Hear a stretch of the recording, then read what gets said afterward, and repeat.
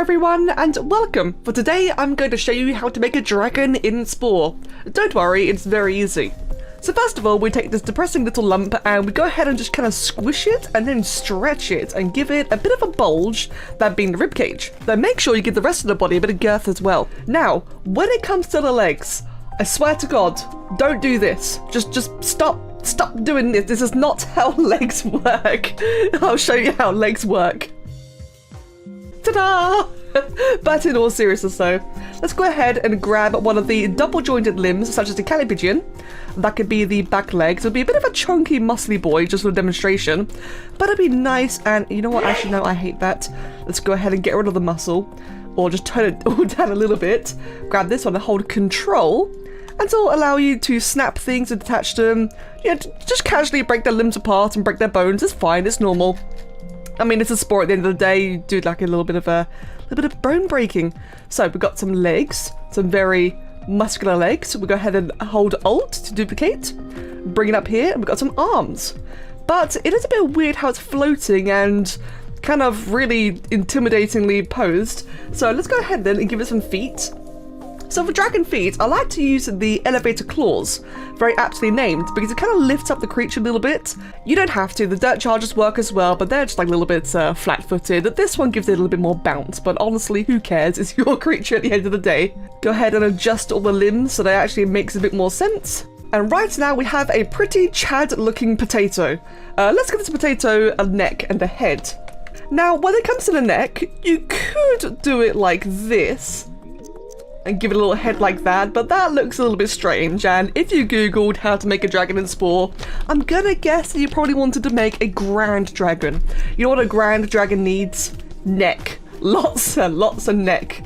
That is actually seriously the best advice. Like, just give it a long neck. That actually really helps. And to try to buff out the chest a little bit as well. Don't be afraid to move everything around to try and accompany the new grand neck. Make them shoulders a little bit larger as well to compensate for that extra grand weight. Now, before we get ahead of ourselves and give it a brain, I'm going to show you a real 200 IQ play here. The tail. So in Spore, the more vertebrae you have, well, first of all, is very limited. I'm not sure you want that as a tail unless you want a fox dragon maybe. But also it adds to the complexity meter, and it's just not really a fun time. So bring it in as far as you can, move your creature as far to the front as you can, and we're going to use some leg magic or some armed magic. In this case, I'm going to use a slack wrist, which is a very kind of like a wavy, soft looking one. And I like to do this with 3 limbs. You can do it with however many as you want. I mean, honestly, you can get away with that works, but it looks a little bit strange. So go ahead then and get one around here. Go ahead and hold Alt and Control. Make that one a little bit smaller. Hold Alt and Control and make the tip as small as you can. And by making it bent, it kind of just makes it look a little bit larger as well, and makes a creature overall just appear larger. And that's what you want out of a dragon, is some, you know, is some big beast. Though its torso is looking a little bit long, so I'm going to go ahead and just fix that quickly. Now, you're probably thinking, well, what the heck is going on with its spine there? It's got a weird divot, and you are very right. To fix the divot, grab a foot and a shin, Alt duplicate it, and then holding Control, snap it onto the tail and make it into a weird 5-legged monstrosity. Because if you do that, you can then force its vertebrae into the base of its tail. All the flesh will merge together, and it'll become one continuous form of flesh and mass, and now you've got a good looking tail. And overall, we've got a pretty grand looking dragon already. Now for the head. So once again, the head is entirely your choice. A lot of people go with the beef teeth from Creepy and Cute, and it's a pretty good looking standard dragon head. I would not blame you for using this. Personally, I prefer the crocodile head. It might be a bit smaller, but it's just much more customizable. You'll find that you can just kind of shove more things onto it, and it's just better to work with. But again, this is your dragon. You can make no mistakes here. Let's go ahead and give our dragon some little nostrils.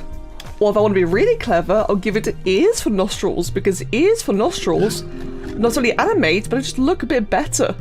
Now, a little bit decorative, not necessary, but it kind of helps tie it together, is to add a bone plate onto its snout, because then it just kind of helps the nostrils look a little bit more natural. It's got a bit more going on with its face, artistic liberties and stuff. It helps. And next up, we've got to give it some big old angry eyes, because a big grand dragon with a fat face requires big, tired looking grumpy eyes. And now it is time for the most controversial part of all, the wings. So, obviously in Spore, there are actual wing parts, and the wing parts will allow you to fly. But the thing is though, is that these wing parts are really small. And if I tried to fly this great big dragon, that's not looking very aerodynamic there, is it? It doesn't look like it can get any lift whatsoever. Now, this is really your choice, right? A lot of people prefer the animation.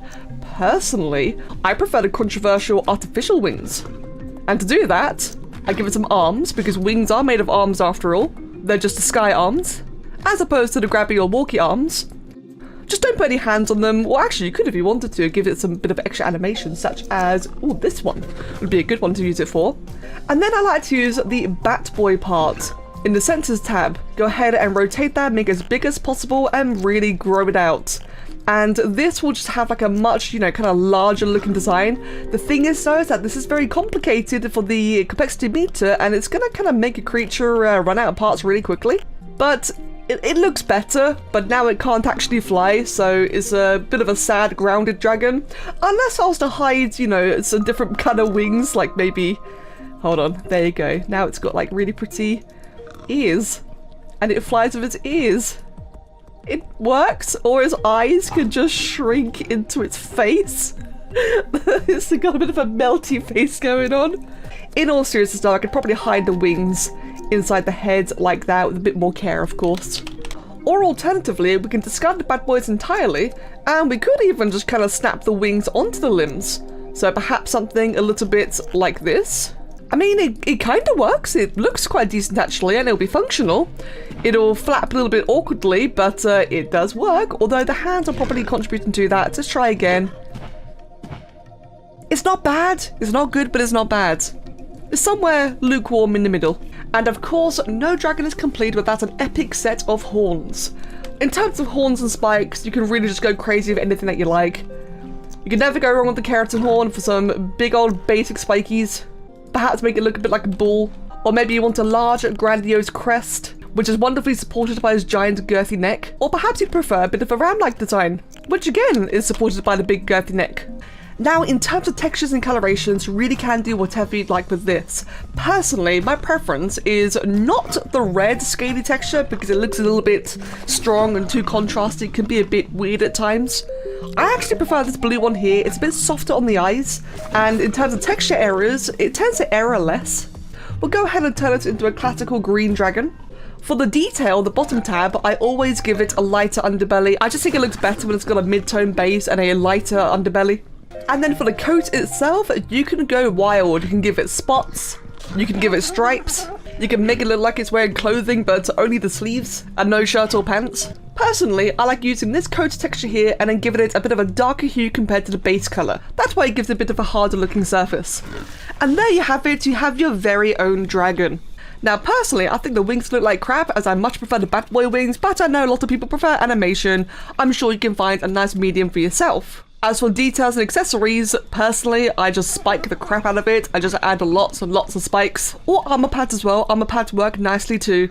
To be honest, you can decorate it with whatever you'd like, but at the end of the day, as long as the base anatomy looks good, it will always look good. You'd be surprised by how much anatomy plays a part in these creations. You nail that, and you'll nail any creature design in Spore. Thank you very much for watching, and I hope it's been an enjoyable ride. And if you end up making your own dragons with this guide, come join the Discord, post it in the Spore channels, and I'll take a look. I'd love to see your personal takes on this, and perhaps some more serious recreations. Let me know what creature next you'd like me to make, and as always, I'll see you all again next time.